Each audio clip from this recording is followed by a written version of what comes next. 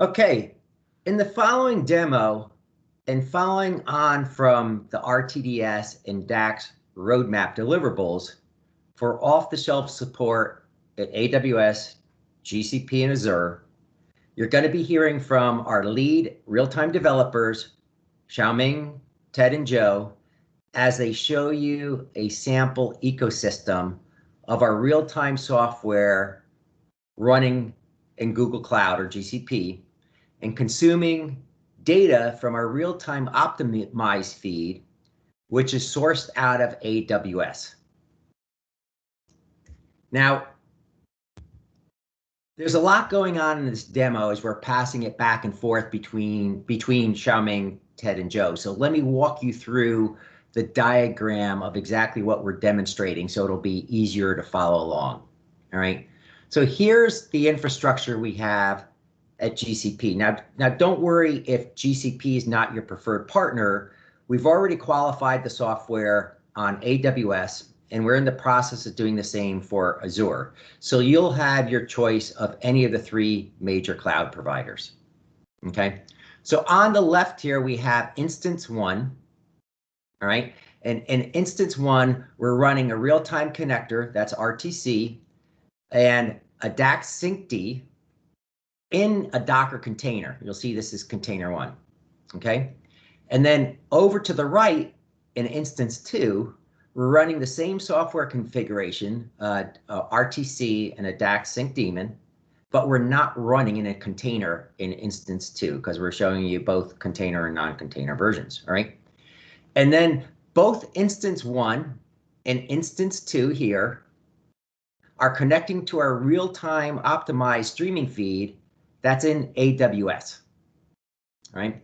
And then instance 3 here, back in the GCP VPC here, we're running a DACS station that's controlling the real-time entitlements for both instance 1 and instance 2.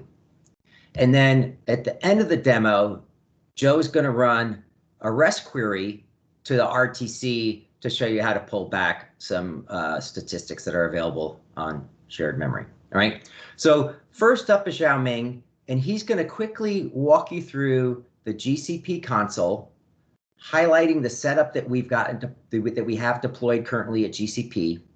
And in terms of grasping everything, this is all documented now in our new RTC manual. So if you're missing something, don't worry about it. You can read about this in the document, the RTC manual, and there's screenshots and everything, so you'll be able to follow along easy. All right. So Xiaoming then will show you RTCs in instance 1 and instance 2 and connecting to the real-time optimized feed, and then he'll show you the connecting to the test client. All right, I'm going to turn it over to Xiaoming then. Okay, let me share my screen.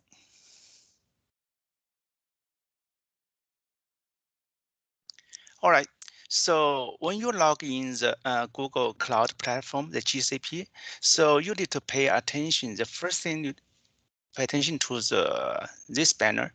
This is the drop-down selection. So this is basically this is a concept of GCP. They call the project. So the project is a placeholder which organized all the resources. So for example, with the resources, I can have all the virtual machines and the storage such. For example, when I drop this down, so I have the several projects. So for example, the RTC dev, QA, and the demo. So for the demo, I click the demo project, and when I click the computer engine, basically this is the same with the EC2 in the AWS. So we're going to show a bunch of the virtual machine be allocated under this project. So for today's demo, I'm going to use the 3 virtual machines. So the first one, I'm going to use the called RTC Docker. So on this virtual machine, I installed the Docker version of the RTC. The second one is a virtual machine which has a non-Docker version RTC installed. And the third one, I installed the test tool. I'm going to use that tool to simulate the data user.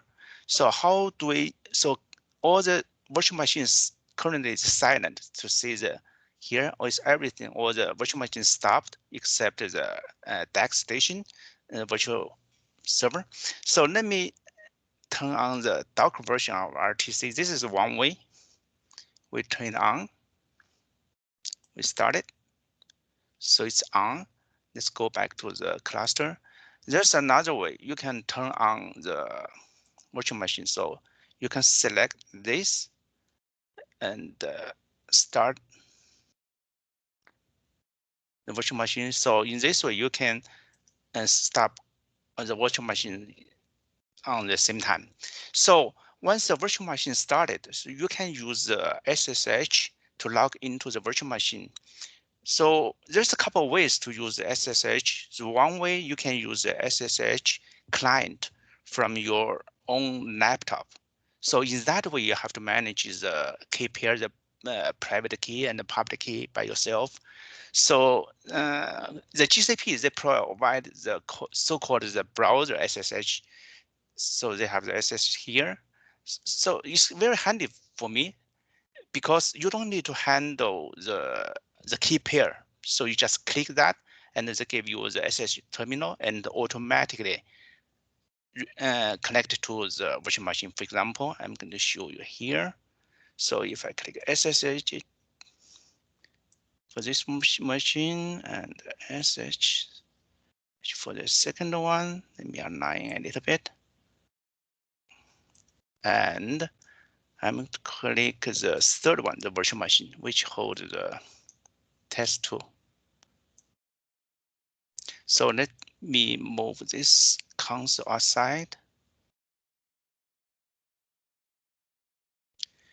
So when I start the virtual machine, we configure a way such that all the RTC will auto start by itself. So it's very convenient. Let me prove that. This is the Docker version. So we can see when we run the Docker version, we check the container IDs assigned, which means the RTC container is already up and running. So for the non-Docker version of RTC, let me see here. The RTC is up and running. So when the RTC is up and running, the trying to build up the connection to the upstream, the real-time optimized data feed, which is in the AWS. So I hope the connection is built up, but let us verify that.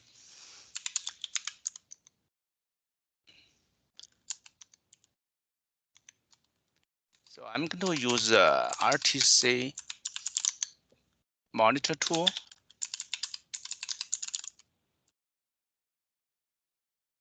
And I verify. So we see, so from the real-time optimized data feed, so we are giving two services. So it's already upstream data connection is already connected. For today's demo, I'm going to use the election DD service, which provides the, I believe, the 300 millisecond the trade safe service. So let me on the Docker version to see. I'm going to log into the Docker. So this is a way.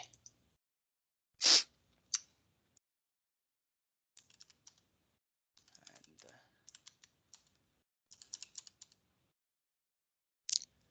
service status. So now we show both RTCs connect to the real-time optimized. So let me back to here. This is upstream. Let me back out of here and show the downstream connection. So what I mean the downstream connection is a connection between the RTC and the data user. So for now, we say that currently there's no data user connect to this RTC. So the same thing, I check the, okay. So we say there's currently no user to request the data. So for today's demo, I created two kinds of the data users. So the first data user is going to entitled with the instrument on the NASDAQ, with the New York Stock Exchange, but not on the NASDAQ. For the second user, it will be entitled to access all the instrument data from the both exchange. So let me show you a quick.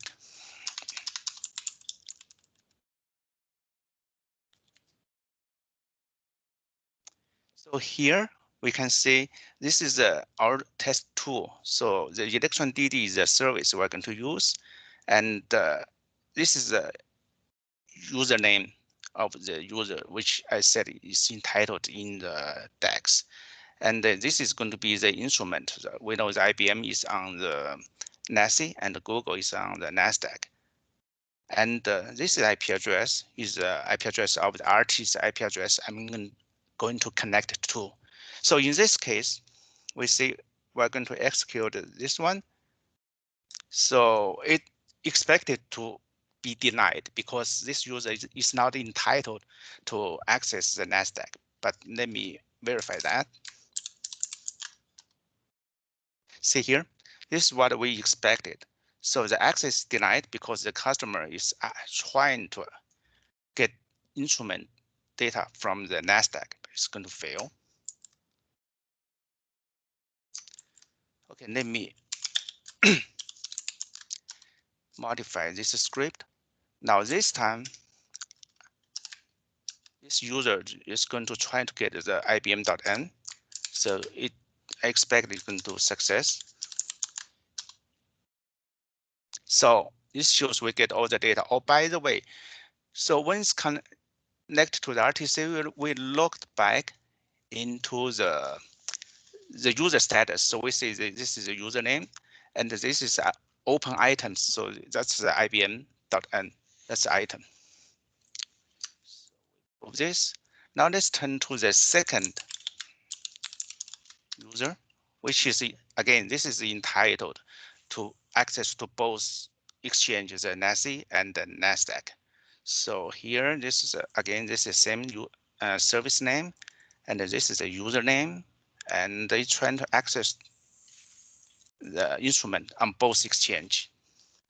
Okay, let me show. Okay, cool. So it's successful, says the user to get data from both exchange. So this, oh, by the way, shows the RTC, the monitor we see here. So this user to get the both item, which is Google and IBM. So we prove this get data from both exchange successfully. Now this is conclude my demo part. So thank you. Let's over back to Jeff.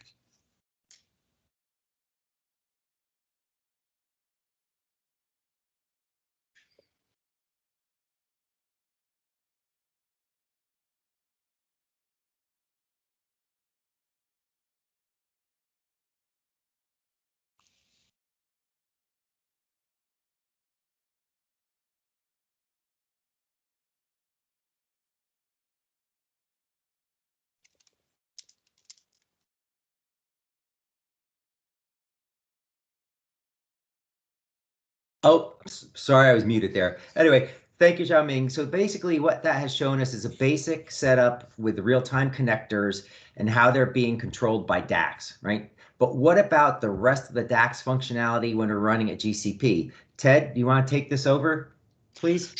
Sure. Thanks, Jeff. Let me share my screen. So we should now, first I'm going to start the demo today with very similar to Xiaoming, where first I'm showing you the console of GCP and walk you through kind of what the architecture of the system looks like. So I've created an instance called DACS Station, and you can see that in GCP, these internal IPs are part of our project. So we have the DACS Station communicating with RTC Docker, RTC non-Docker. You'll see I also have set up an external IP address, and for the purposes of this demo, I'm going to be accessing the DACS UI over the internet. So now let's go and dive into the DACS UI. So I've switched over to the DACS UI, and I'm going to log in.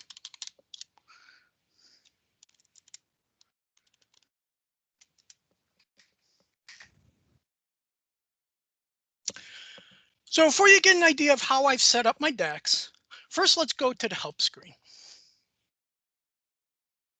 So you'll see that I'm running DACS 7.7, the different console versions. The important one is I've set up DACS for Postgres 11.7, which is our standard database when you install a DACS 7.7.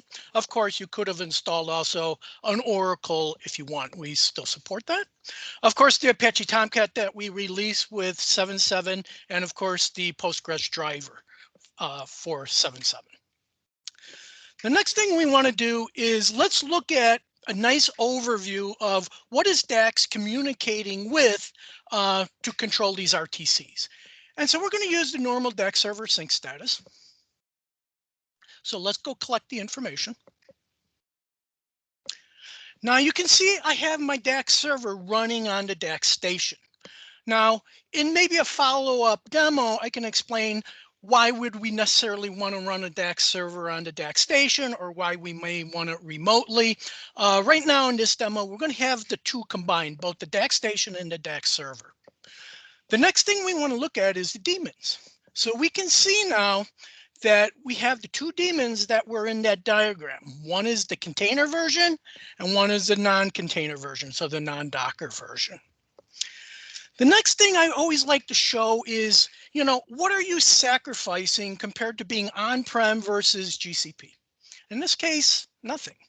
So what we're going to do is to kind of give you an idea, we're going to do an item requirement, right? So this is what does item requirement usually do? The DACS station launches the item requirement utility, dynamically from the UI. It's going to be doing that on the DACS station instance.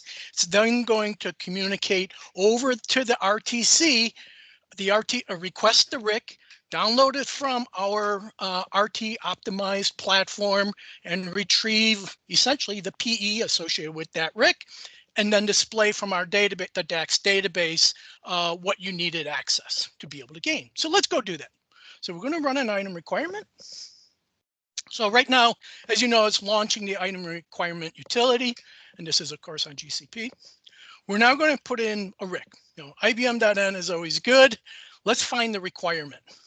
So now it's reaching back to the RTC that I have configured. And in this case here, I'm reaching back to the containerized RTC. It pulled back now the PE, looked it up in the DACS database, and shows you typical your products, your exchanges that you may require, and any specialist data services.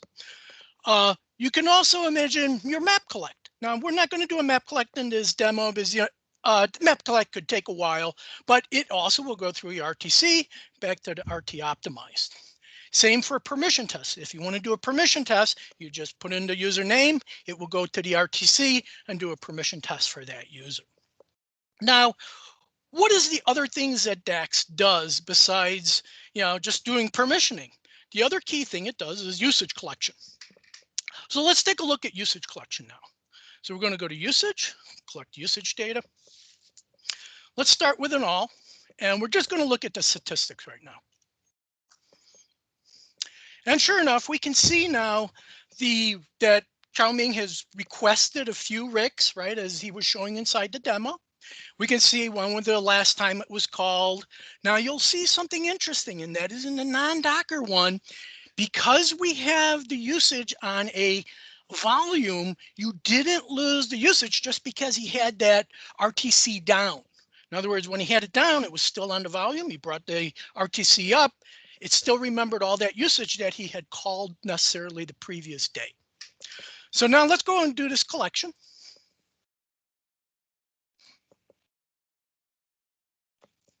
Sure enough, it goes to 0. So as we know, what it's done now is reached out to both RTCs, collected the usage data.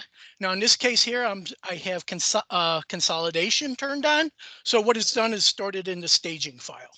So now let's actually store it into the database. We'll force it by doing a consolidate usage. We'll do it now.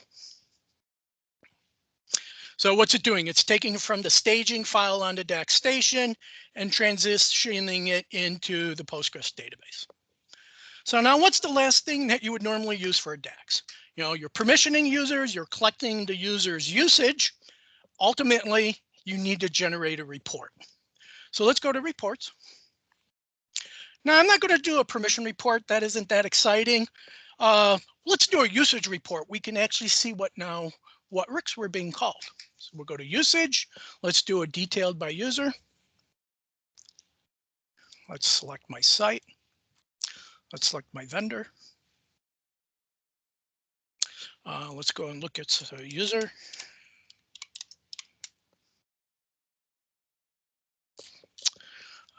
We'll select them all, doesn't matter.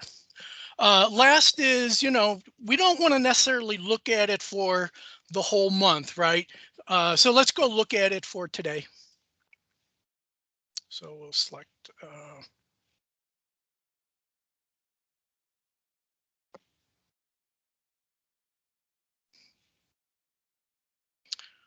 okay, and then we'll generate our report. Should be done by now, and sure enough, it's done. And we can go nice look at the nice view. Remember how we called data from IBM.N, from NASDAQ, from New York Stock Exchange, and then he had a few from the other exchanges. Now, you don't also lose the capability, and this is kind of important, and that is you also still get your CSV capability. So let's actually do that. You may say, well, what's it going to do? Is it going to download it on my desktop? You bet. So let's go to CSV. Let's say download. So just like when you are on-prem, it's going to go from GCP through the network onto your desktop, right, where your browser is running. And sure enough, here's our CSV report related to usage data. Now, last what I want to show, because some people were kind of interested in it, was how do you get DACS to start in GCP? So what we're going to do is something very similar to Xiaoming, which is I'm going to start a browser window and communicate with my instance. Just takes a second. This is the part where Xiaoming was mentioning it automatically transfers the SSH keys between your browser and the GCP instance. And now I get my prompt. Let's go to etc rc3.d. And that is typically we run RC3. You'll see I've created a start script, S99 DACS. GCP is a little odd. You got to kind of say Control-C, Control-V. And sure enough, you can see what I do is I essentially SU to my user, run the normal DACS startup script. So that concludes DACS part of this demo. I would like to hand it over back to Jeff. Okay, thanks, Ted. And as Ted said, you have a fully functioning DACS station that's in the cloud with connectivity back to his desktop, right? So that's exactly what we wanted to see. And so now, last but by no means least, you'll need a way to manage and monitor and troubleshoot these services running at GCP. Now, depending on your cloud security teams, you may not be able to log into those instances on the command line. And that's where our REST API comes in. So if you're not using a partner's monitoring product that they may have available or not, well, there's always the REST API, and we're going to let Joe show us how this works. So any tricks and tips, Joe, that would be helpful. Thanks, Jeff. I'm going to show remote monitoring of the RTC using a standard web browser running on my laptop, connecting to GCP over the internet, pulling configuration, statistics, and item database information using our REST manageability interface. Because it's a standard REST interface, customers can use anything which supports REST JSON to build their own monitoring tools and consoles. So this is really just to kind of show you a simple thing, but you guys can definitely build whatever monitoring tools that you want on top of this. So as you can see, this is our landing page for our REST interface. We have 3 manageability resources: configs, shared mem, and ItemDB. For 3.5.0, we also released a REST snapshot feature. So if that was enabled, you would see the snapshot resource here as well. So for configs, here I'm just connecting to our Xiaoming's RTC non-Docker running in GCP. Most of these things all have different scopes that you can dive down into. So for example, for configs, if you just want to kind of get the full configuration file that's currently being in use, you would just go configs, and that'll all come back through your REST response. The configs is only read-only access to the configuration file currently, but from here, again, you can pull down if you want to just route information. You can do configs routes. That will give you your route list. And again, you can get down to specific parameters within there if you wanted to. So you can go configs, parameters, and then say, for example, just flush interval. That would just give you your flush interval. Going on to shared memory. Shared memory is kind of the same way. You have different scoping that you can pull. You can pull entire mob print, or you can pull individual classes or instances, or actually individual variables. Anyone familiar with our shared memory, mob print, the set and get options from our monitors will be right at home here. We support both get and put options for shared mem. So any variables which you can set through shared memory today, you can use the put to change those values in shared memory right through your web browser. Again, any monitoring console you guys built on top of REST. Everything comes back in JSON for the shared memory. So if you want to get it entire mob print, all you'd have to do is just say shared mem. That'll get entire mob print. Again, you don't have to get on the machine and do any of this, right? So all comes back to the REST response in JSON. From here, if you wanted to pull the list of classes, you just get the list of classes. So this will help you guys navigate a little bit more. Again, anyone familiar with mob will recognize all of this. So from here, you can pull, for example, the managed process class. So if you want to get the information on the process itself, you can get a DACS proxy, of course. Really anything that's available is at your fingertips here. So here's your DACS information that's running on the RTC. Service information, so if you guys want to write a console or monitoring application with monitors the service at the state, or the users that are currently logged in to the global user option. Again, as you can see, you can dive further down, so you can dive down into the instances, and each instance has a variable, so you can kind of tailor for whatever you guys are looking for. Moving on to the item database. So item database, the same database and cache dumps that administrators can trigger locally. You can do that through REST, but instead of having to get on the machine and collect the dump files, all the content is sent back to the REST response. So for example, you just want to do a cache dump of all the items in cache. You just do an item DB and cache. And again, Xiaoming has an application running, a test client running, so he has some items open today. Google, as you can see, comes back through here.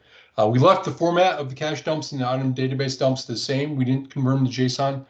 We figured a lot of customers might have some parsing around that today, so the same parsers that they maybe use, they can use through these responses as well. And again, if you wanted a database dump, do item DB and then state. And then again, anyone familiar with our database dumps today, the format is exactly the same. But again, it's all through your remote. There's no need to get on the machine. You can pull all this remotely, and then again, you use the same parsers. And just like the other resources, you can scope them down to the individual services, individual items, so you can really fine tune what you're getting. One last thing, a quick plug on our security. We do have optional encryption. We have optional obfuscated security keys. So we have security keys that can be applied to different resources. We also have server-side IP whitelist as another security option for administrators, as well as we have optional audit logging. So administrators can find out who's coming into the REST interface and what actions are they doing. That can all be logged on the machine itself, so administrators can go back and make sure that the access is good. But so I think that's all I had, and back to you, Jeff. Okay, well, thank you, Joe. It's really helpful now that we've seen the demo, because you can see with the REST interface, you're not flying blind. You have access to the server, you have access from your desktop, and access to this information. And essentially, that's really what we're looking for, right? So what I want to do is kind of wrap it up here. That's our real-time optimized feeds in AWS connecting to real-time connectors at GCP, and the data being consumed by a test client that's running at GCP, and then Joe running the REST query to pull monitoring statistics or config statistics from the RTC sitting at GCP back to his laptop locally. So the entire workflow is entitled by DACS station in GCP with the interface connected back to Ted's laptop externally. And what this does now, it gives you a sneak preview of our roadmap items for predefined off-the-shelf RTDS deployments and what they'll look like at our 3 major cloud service providers. And that's where we're at today. And I thank you for your time, and thank you everybody for engaging with us today for this demo.